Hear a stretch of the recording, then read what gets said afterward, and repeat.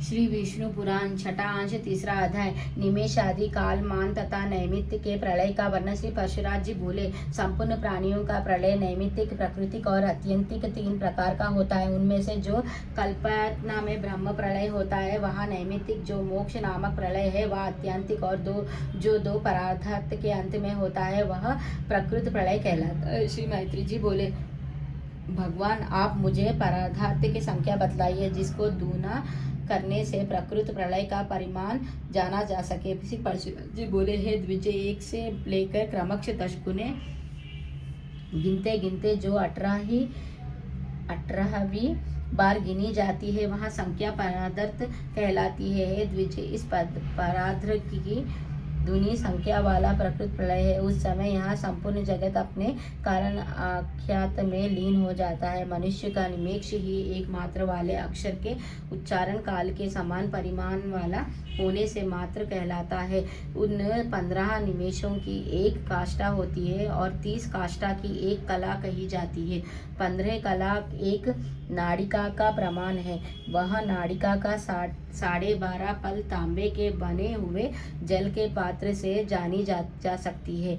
मगध देशीय माप से वहाँ पात्र जल प्रस्था कहलाते हैं। उसमें 4 अंगुल लंबी 4 मास की सुवर्णशाला से छिद्र किया रहता है। उसके छिद्रों को ऊपर करके जल में डूबो देने से जितने देर में वहाँ पात्र भर जाए उतने ही समय तक को एक नाड़ी की समझना चाहिए। हे द्विजो सत्तम, ऐसे 2 नाड़िकाओं का एक मुहूर्त होता है। 30 मुहूर्त का एक दिन रात होता है तथा इतने 30 ही दिन रात का एक मास होता है। 12 मास का एक वर्ष होता है। देवलोक में यही एक दिन रात होता है। ऐसे 360 वर्ष का देवताओं का एक वर्ष होता है। ऐसे 12,000 दिव्य वर्षों का एक चतुर्युग होता है और 1000 चतुर्युग ब्रह्मा का एक दिन होता है।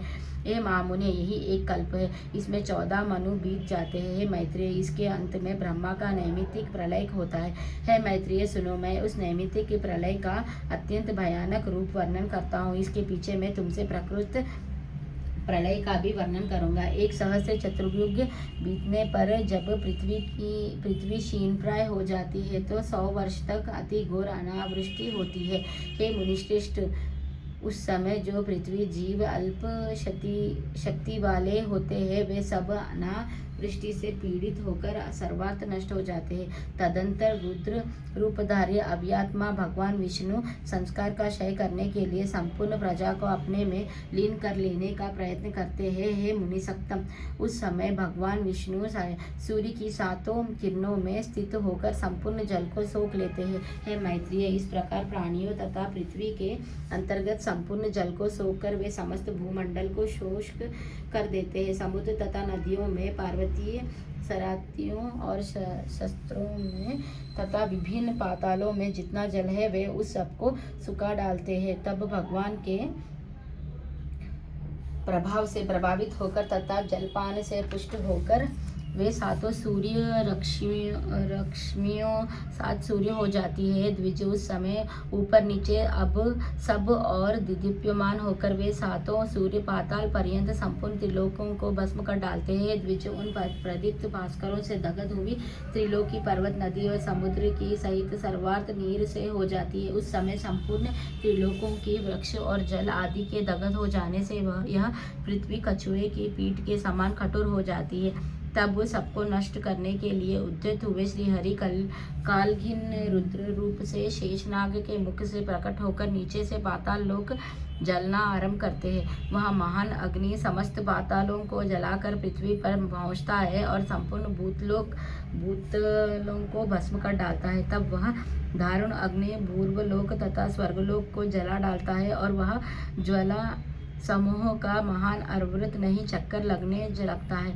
इस प्रकार अग्नि के अवत्रोस गिरकर संपूर्ण चराचर के नष्ट हो जाने पर समस्त त्रिलोकी एक तृप्त कराह के समान प्रतीत होने लगती है। महामुनि, तदंतर अवस्था के परिवर्तन से परलोकी की चाह वाले भूलोक और स्वर्गलोक में रहने वाले अधिकारीगण अग्नि ज्वाला से संताप्त होकर महालोक चले जाते हैं, किंतु वहाँ भी उस उग्र नल के महाताप से संताप्त होने के कारण वे उससे बचने के लिए जनलोक में चले जाते हैं। मुनिश्रेष्ठ, तदंतर रुद्र रूपी भगवान विष्णु संपूर्ण संसार को दग्ध करके अपने मुख निश्वास से मेघों का उत्पन्न करते हैं। तब विद्युत से युक्त भयंकर गर्जना करने वाले गज समूह के समान बृहदाकार सर्वांतक नामक घोर मेघ आकाश में उठते हैं। उनमें से कोई मेघ नील कमल के समान श्याम वर्ण, कोई कुमुद कुसुम के समान श्वेत, कोई ध्रुव वर्ण और कोई पीत वर्ण होते हैं। कोई गधेग के वे वर्ण वाले, कोई लाख के से रंग वाले, कोई वैढूर्य मणि के समान और कोई इंद्रनील मणि के समान होते हैं।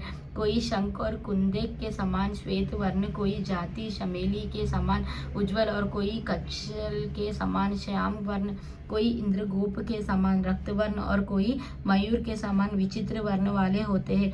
कोई गेरू के समान, कोई हरिताल के समान, कोई महामेघ नीलकंठ के पंख के समान रंग वाले होते हैं।